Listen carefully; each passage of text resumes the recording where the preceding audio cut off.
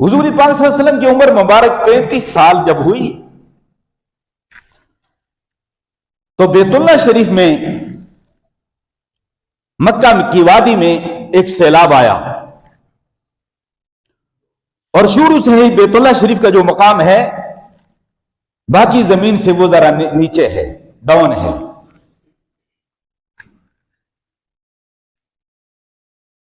ان لوگوں نے اپنے حساب کتاب کے مطابق یا اسباب کے درجے میں جو بند باندھا اور جو انتظامات انہوں نے کرنے تھے وہ کیے، لیکن جب بارش آئی اور سیلاب آیا تو وہ جو بند تھا اور جو رکاوٹیں انہیں بنائی تھی وہ سب کی سب ختم۔ یہاں سے یہ بات معلوم ہوئی کہ جو قدرتی آفات ہیں ان کا مقابلہ نہیں کیا جا سکتا، ایک ہی صورت ہے کہ اللہ کی طرف رجوع کیا جائے۔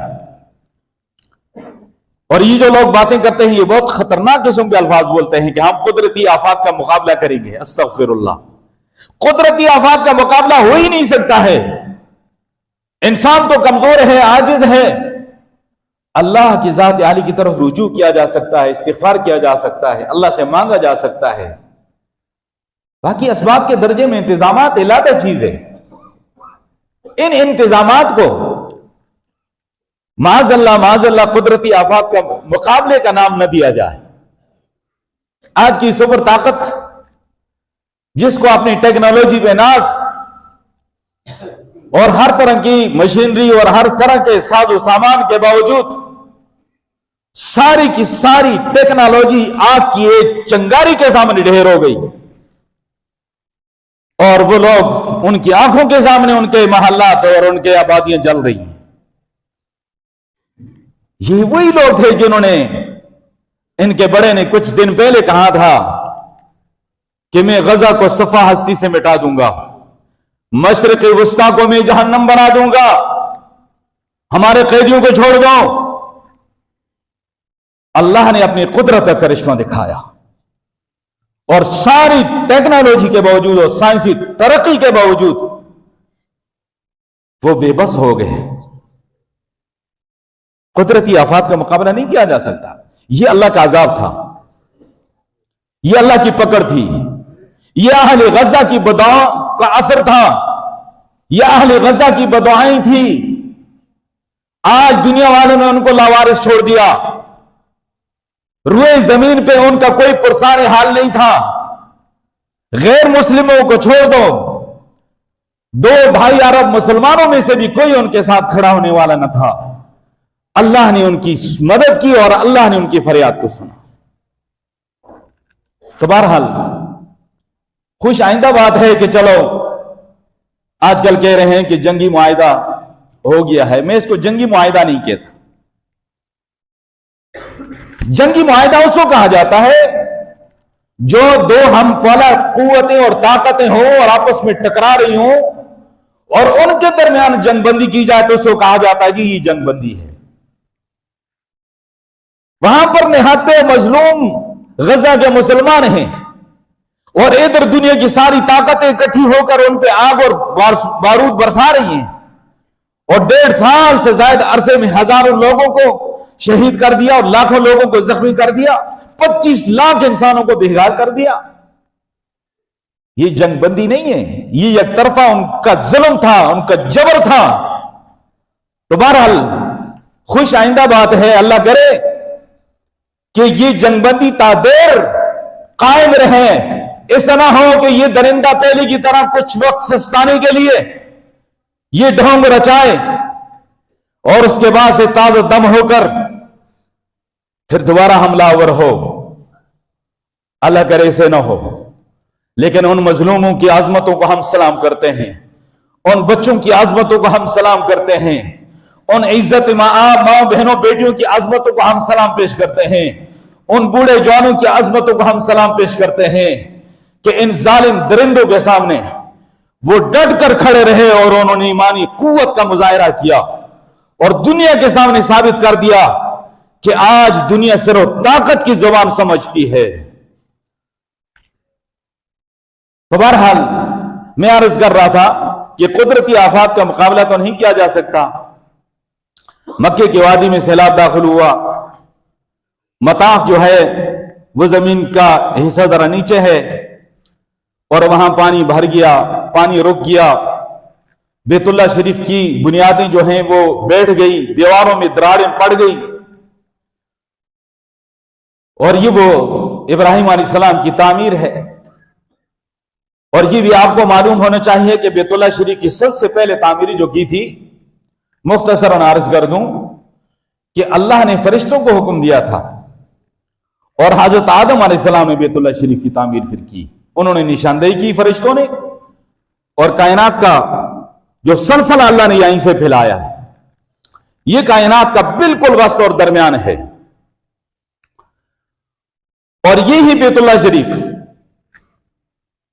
جو بیت المعمور ہے، آسمانوں پہ فرشتوں کا کعبہ ہے، بالکل اس کے برابر میں اور اس کی سید میں رب کی اس دھرتی پہ اللہ کا یہ مقدس گھر ہے۔ وہاں بیت المعمور پہ فرشتے اللہ کی عبادت کرتے ہیں، فرشتوں کا کعبہ ہے، اور یہ انسانوں کا کعبہ ہے۔ یہی وجہ ہے کہ بیت اللہ شریف سے لے کر وہ سدرۃ المنتہا تک یہ سارا کعبہ ہے۔ بیت اللہ شریف سے لے کر تحت الثری زمین کے نچلے طبقے تک یہ سارا کعبہ ہے۔ یہ اللہ کی تجلیات اور انوارات کا ایک تسلسل ہے، اور اللہ کے انوارات کا ایک مینار ہے۔ یہ وجہ ہے کہ کوئی انسان زمین کی تہ میں چلا جائے تو اس کو بھی اس جہت کی طرف رخ کر کے نماز پڑھنی ہوتی ہے۔ بیت اللہ شریف زمین کے نچلے طبقے تک ہے، کوئی زمین کے اندر اتر جاتا ہے، کئی میل نیچے چلے جاتا ہے، نماز کیسے پڑھے گا؟ اس جہت کی طرف، اس سمت کی طرف۔ اس لیے کوئی آسمانوں بھی چلا گیا، نماز کیسے پڑھے گا؟ اس جہت کی طرف، اس سمت کی طرف چہرہ کر کے نماز پڑھے گا۔ حالانکہ بیت اللہ شریف تو نیچے زمین کے اوپر ہے، اور وہ کئی ہزار فٹ بلندیوں پہ ہے، جہاز میں سفر کر رہا ہے لیکن نماز پڑھ رہا ہے۔ رخ اس کو ایسے کرنا کیوں؟ کہ یہ سارا اللہ کے انوارات اور اللہ کی تجلیات کا ایک تسلسل ہے، اور یہ سارا بیت اللہ شریف۔ طوفان نوح میں بیت اللہ شریف کو اٹھا لیا اور اس کی بنیادیں رہ گئی۔ اللہ نے حضرت ابراہیم علیہ السلام کو حکم دیا کہ جا کر بیت اللہ شریف کی بنیادوں کو اٹھاؤ، اور وہ بنیادیں پہلے سے موجود تھی۔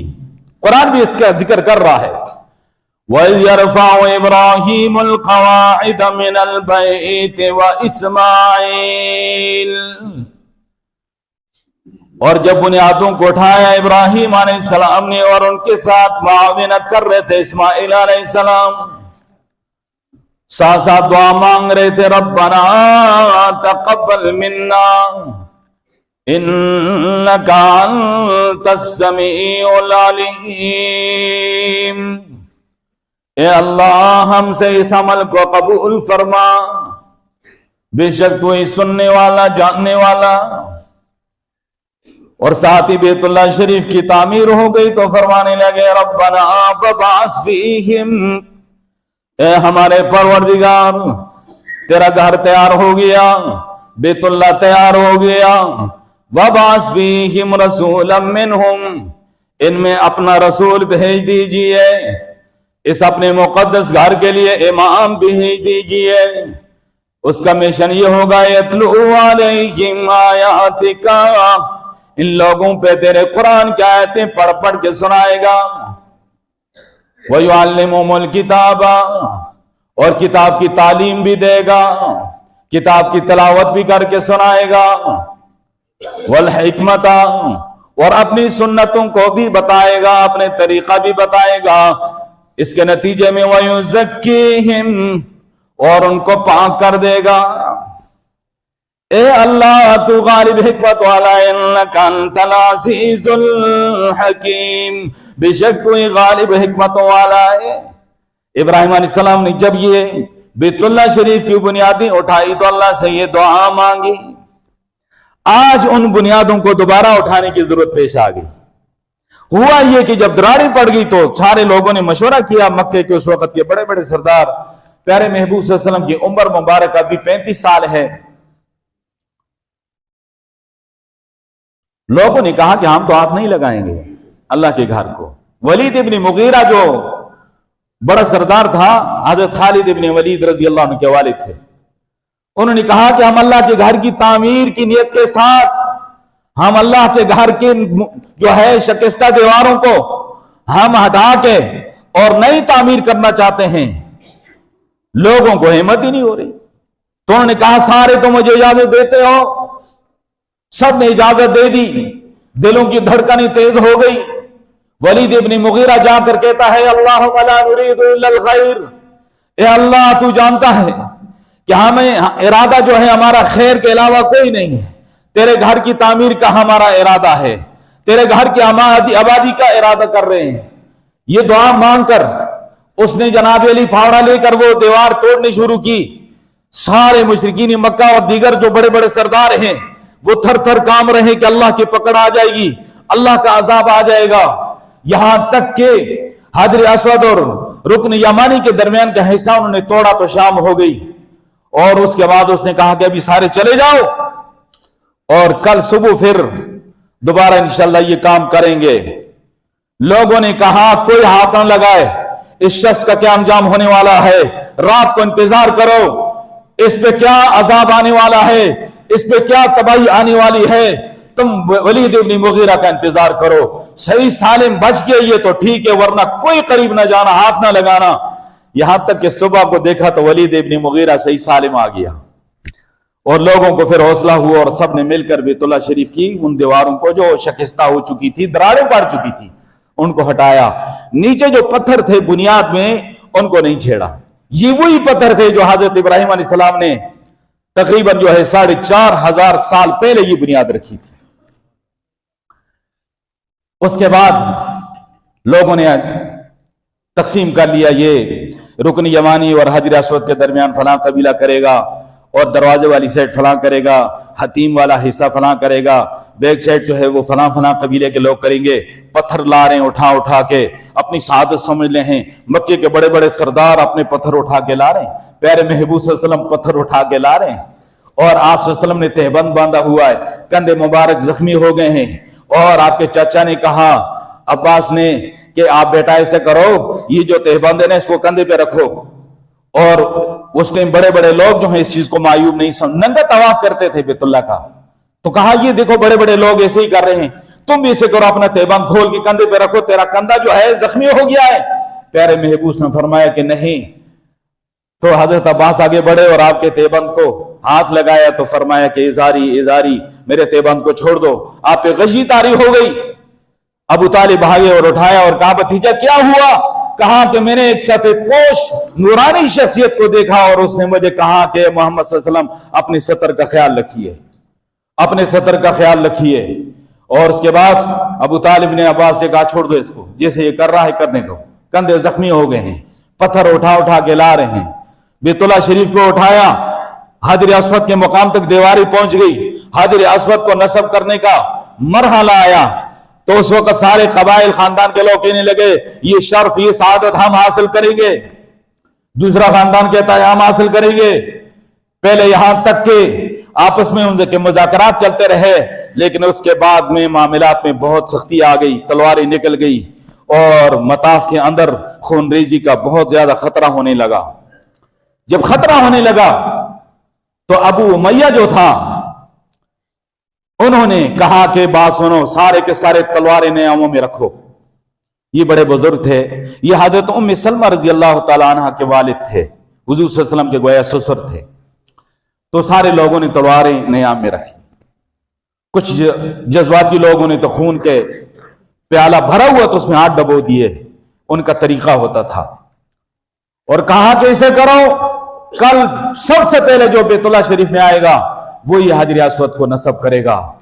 सुबह सवेरे भागते हुए सारे आए, देखा तो प्यारे महबूब सल्लल्लाहु अलैहि वसल्लम तशरीफ ला रहे हैं। उन्होंने कहा रजीना हाजा मोहम्मद सल्लल्लाहु अलैहि वसल्लम हाजा अमीन, ये तो अमीन है और सादिक है, ये हमारे प्यारे मोहम्मद हैं, हम सब राजी इनके फैसले पे। हुजूर पाक सल्लल्लाहु अलैहि वसल्लम ने फरमाया सारे खानदान के चीदा चीदा लोग आगे आओ, सरदार आगे आ जाओ, नुमाइंदे बड़े बड़े आगे आ जाओ। आप सल्लल्लाहु अलैहि वसल्लम ने चादर मुबारक बिछाई, हाजिर अस्वद को उसमें रखा और कहा सारे आ जाओ और चादर को उठाओ। ہر خاندان کے قبیلے کے جو بھی نمائندہ تھا، ان کا سردار تھا، اس نے آ کے چادر کو اٹھایا اور لے جا کر حجر اسود کے مقام کے قریب کیا تو حضور پاک نے فرمایا سارے مجھے وکیل بنا لو۔ وکیل کا جو فعل ہوتا ہے وہ موکل کا فعل ہوتا ہے، میرا جو عمل ہے یہ تمہارا عمل ہے۔ ان سب نے کہا ہم راضی ہیں۔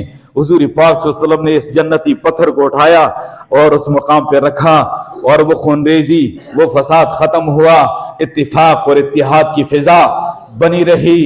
اور ان لوگوں کو مکے کے بڑے بڑے دانشور، بڑے بڑے سردار، بڑے بڑے چغادری، ان کو یہ سمجھ نہیں آ رہی تھی کہ یہ کیا کرنا ہے، لیکن پیارے محبوب صلی اللہ علیہ وسلم کس حکمت سے، کس بصیرت سے اس مسئلے کو، بہت الجھا ہوا مسئلہ تھا، اس کو سلجھایا، کس طرح حل کیا، اور سارے اتفاق اور اتحاد کے ساتھ آگے تعمیر میں جناب علی جو ہے وہ شامل ہو گئے آگے۔ تو بہرحال کسی نے یہی کہا کہ جو فلسفیوں سے کھل نہ سکا، جو فلسفیوں سے کھل نہ سکا، جو نقطہ وروں سے حل نہ ہو سکا، وہ راز کملی والے اس نے بتا دیا چند اشاروں میں، وہ راز ایک کملی والے نے بتا دیا چند اشاروں میں۔ اللہ پیارے محبوب کی سچی محبت نصیب فرمائے۔ وآخر دعوانا